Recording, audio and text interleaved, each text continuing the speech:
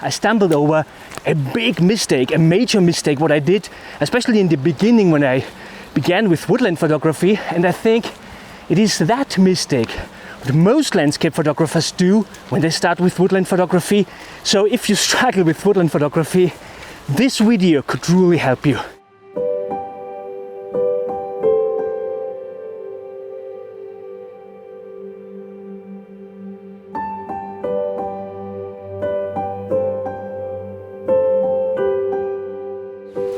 Hi my friends, very nice to see you. Today I'm here in this beautiful woodland.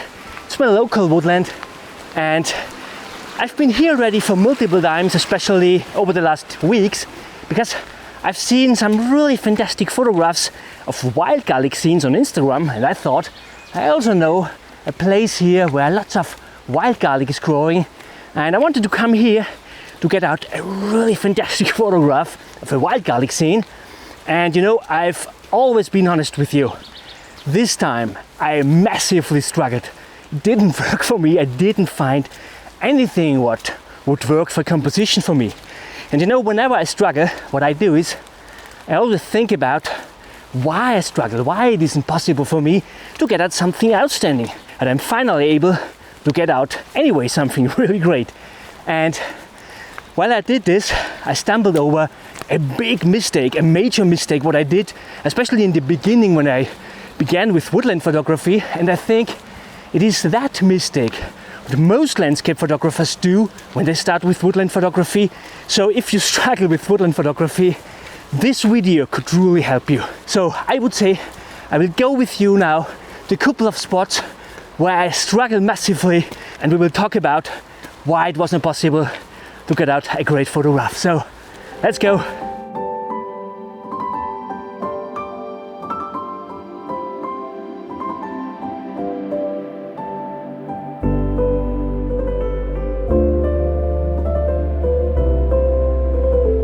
So I'm here now at the spot where I thought I had found something what could maybe work, and it doesn't look all too bad. So when we have a look here, everything here is full with wild garlic. So at this place here, it is more in the shadow, and not all the wild garlic plants are blooming in the moment. We are always late here in the mountains, so we have already June, but they anyway don't bloom. I think they will come up maybe in a week or something like that. So when we have a look here, these trees here are really fantastic. Also, everything is full with wild garlic, totally up to this hill. We have a little bit brighter bud up there. We also have this nice stick here on the ground, so we could use this to lead our view in, and we have also a little wave back there. So it really, we have a fantastic feeling of depth, and it's really a fantastic scene. I also think there's maybe a composition possible, and so let me show you. When we look here, for instance, something like that could work, for instance. So anything like that. I mean, the highlights are burning out now up there, but yeah, this is not really a problem. We could come away with that with exposure bracketing. But the thing is, we don't have any really fantastic thing in the foreground. We have some trees here. It could work. It would get maybe an okay shot, but it would never be possible to get out a really fantastic photograph from this position here. So what we had to do is we had to climb up there, to walk around there in the forest, and try with different perspectives. And the thing is, this is what I usually do, but I will not go up there because I'm a landscape photographer. I don't want to step on wild garlic. It is really, I appreciate the nature. This is something what doesn't really make sense to me. So I relinquish for getting out a really great photograph to save the wild garlic. So, and this means I just have the possibility to walk here on this path. I don't walk up there. And this is one mistake you can make in woodland photography, so that you don't walk around all too much. And I experienced this over the last months because I wasn't able due to my knee injury. But this is not this big mistake what I mentioned before. We will talk about that a little bit later. So no fantastic composition here, but let's go to the next spot. I will show you.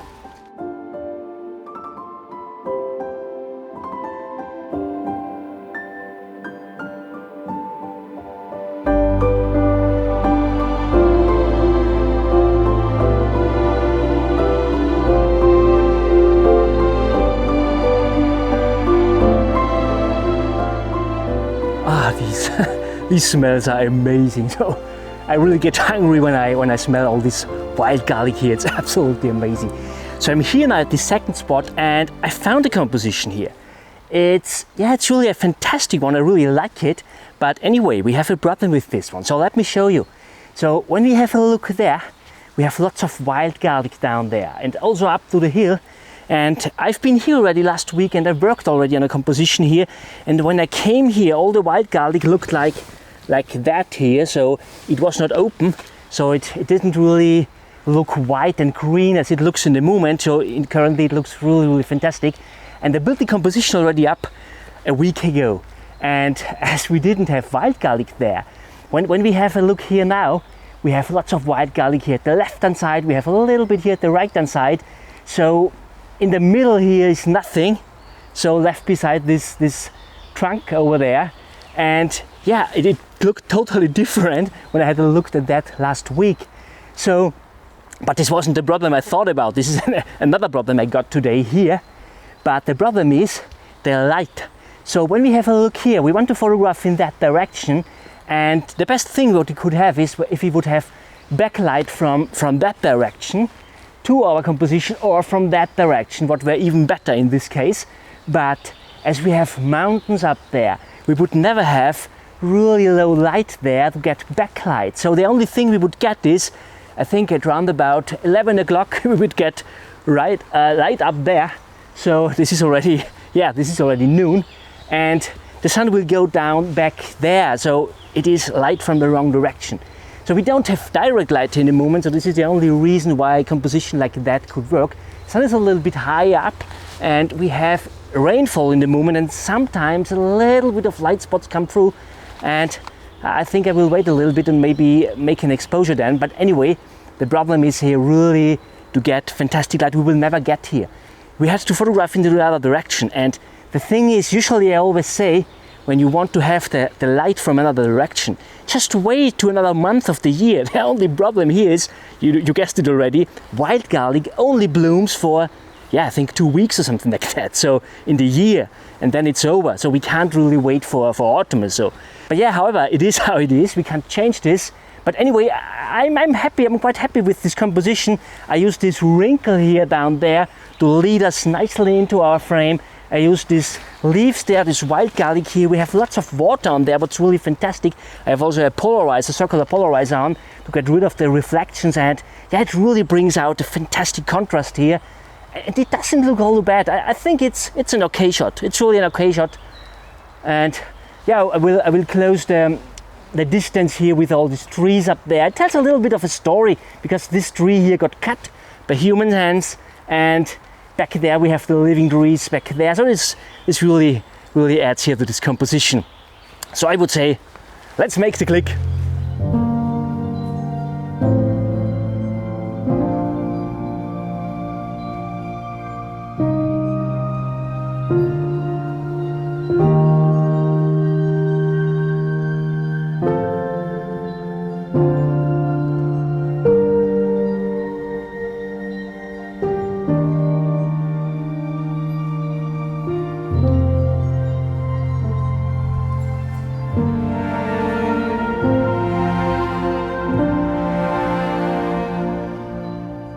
So in the first spot we had the problem that we were not able to walk wherever we want, what we still also have here, obviously. At this spot we have the problem that we have the light from the wrong direction. But what is the big problem, the really big mistake you can do in woodland photography? Let's have a look at the next spot.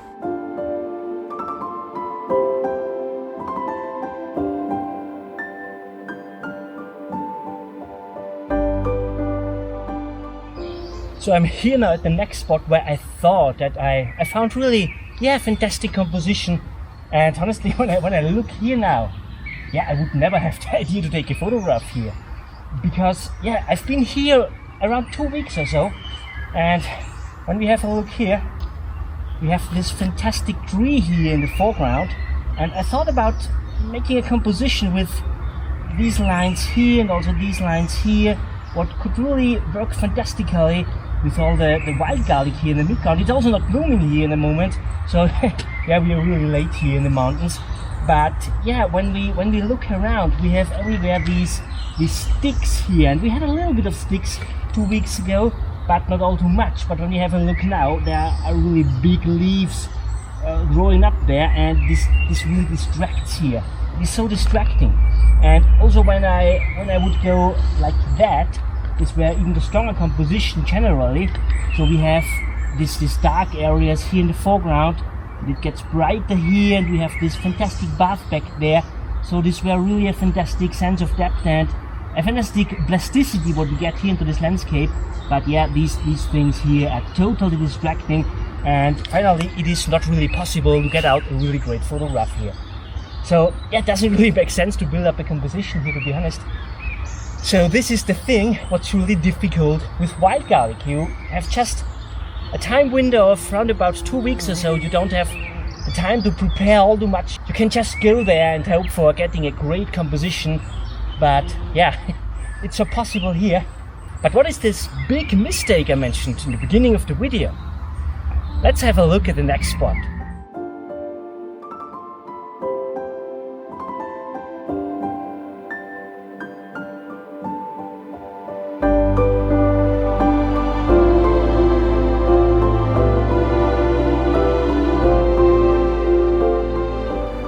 So I'm here now at my next spot, and I found a really fantastic composition.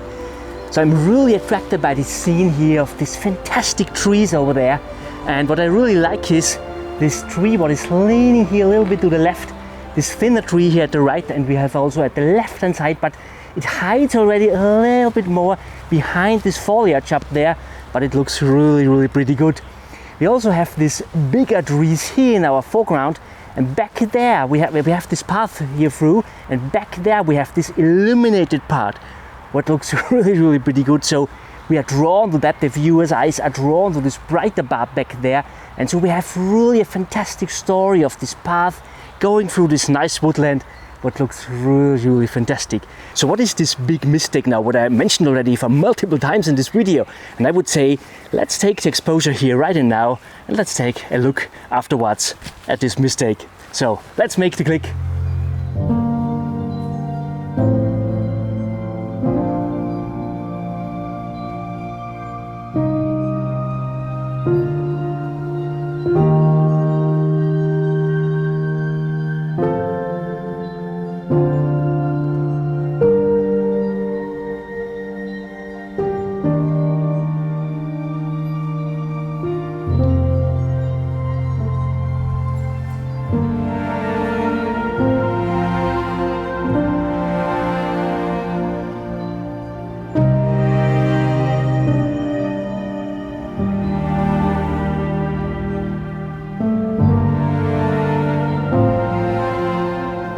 I'm really happy with this last photograph, and I've printed it already.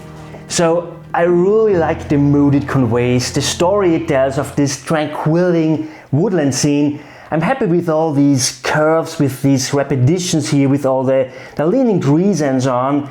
Yeah, I'm really happy with this one. And the question is now, why does this photograph work and the others didn't? So what is this one big mistake most woodland photography beginners do? And when we have a look again at this last photograph, you might have recognized already that we don't have wild garlic in this scene. Wild garlic, that's exactly that what I was originally going out for. So what does this mean? And I think we could call it the wild garlic effect. On my experience, woodland photography doesn't work like that you plan your photograph already before you go there, before you look for a composition. I've seen a beautiful wild garlic photo on Instagram, and I also wanted to take a photograph like that. But this was simply not possible because my known wild garlic spot didn't support a composition like that, what I've seen on Instagram. And we don't have masses of wild garlic meadows here in our area. So I just can work with that, what I have. And woodland photography doesn't work with violence, especially expectations are poison for getting out a fantastic photograph in woodland. And this is what the last photograph, the last image, worked. I didn't have any expectations anymore to have wild garlic in my composition. I just photographed what attracted me. And this was that nice scene with these oak and beech trees without any garlic, and I'm really happy with this one.